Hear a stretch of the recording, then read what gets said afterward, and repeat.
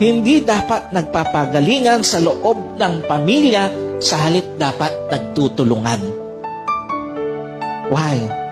Dahil ang pagbagsak ng isa ay pwedeng maging pagbagsak ng buong pamilya.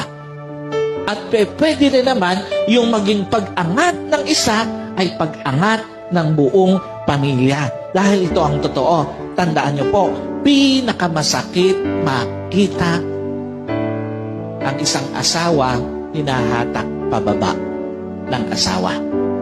Pinakamasakit makita na ang magulang hinahatak pababa ang mga anak at yung mga anak hinahatak pababa ang kanilang magulang, and at the same time, ang pinaka-typical sa lahat, pinakamasakit makita yung kapatid na hinahatak pababa ang kanyang